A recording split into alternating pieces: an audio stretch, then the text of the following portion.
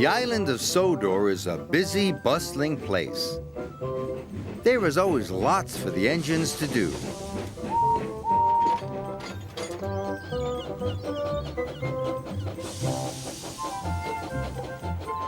One morning, Thomas was shunting freight cars in the yard when Sir Topham Hatt came to see him.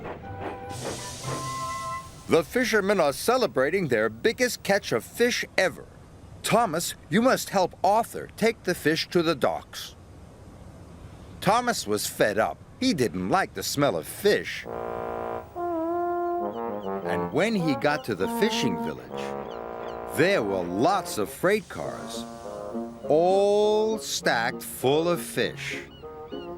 Thomas had never seen so many fish.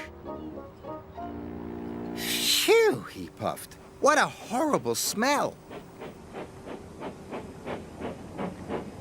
Then Arthur arrived.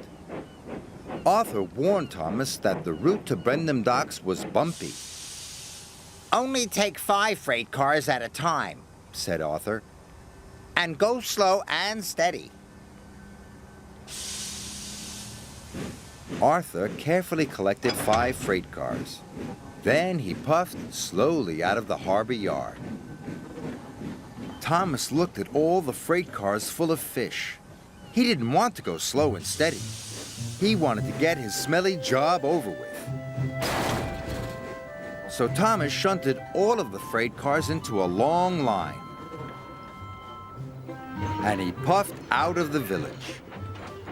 The freight cars were heavy and smelly, but Thomas was pleased his job would soon be over. But then, the troublesome trucks decided to have some fun. The trucks wiggled and they giggled. And they made Thomas's journey very bumpy. And some of the fish were shaken loose. Yuck! Thomas gasped. I wish I'd taken fewer freight cars. Thomas puffed hard. He pushed the long line of freight cars up the hill. He started to puff down the other side. Thomas tried to go slowly, but the troublesome trucks wanted to go faster. On, they cheered. Thomas went faster and faster. Cinders and ashes, Thomas cried. Salty was at the bottom of the hill. He was waiting for a signal. He didn't know Thomas was coming down the hill. Thomas was out of control. Thomas braked as hard as he could. But the freight cars of fish were too heavy.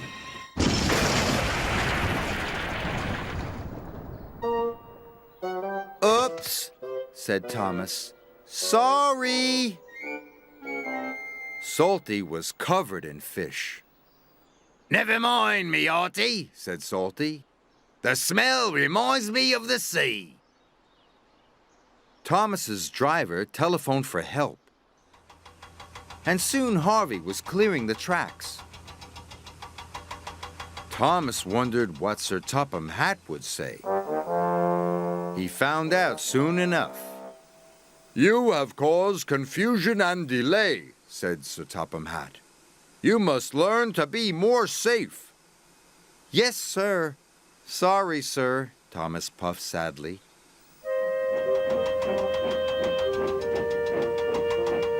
So this time, Thomas shunted only 5 freight cars together. He took a deep breath, and he chuffed away.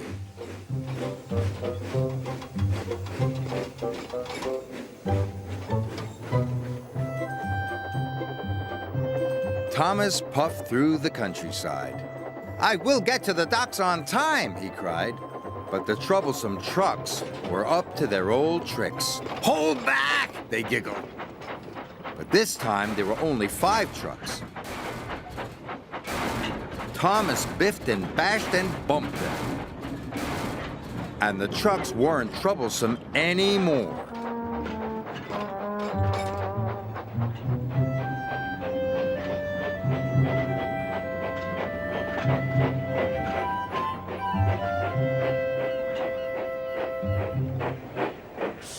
As soon as he delivered the first freight cars, Thomas went back to collect the next 5.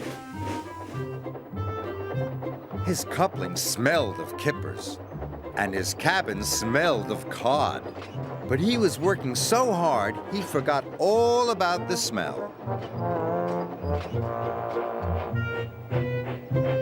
At last, he had just one more load to take.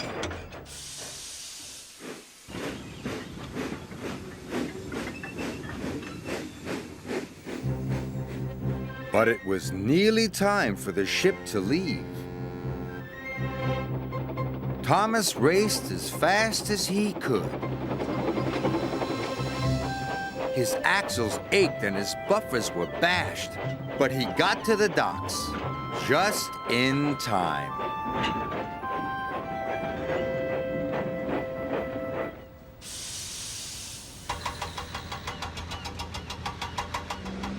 Thomas was very happy to say goodbye to the fish. Then Sir Topham Hatt came to see Thomas. "I know you don't like the smell of fish, but you have worked very hard," Sir Topham Hatt said. "You really are a useful engine."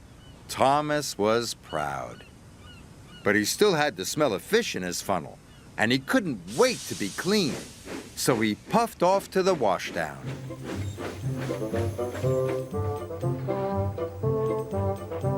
Arthur and Salty were already there. "Getting clean is lovely," puffed Arthur. "Best part of the day," said Salty. "Especially when you smell of fish," said Thomas.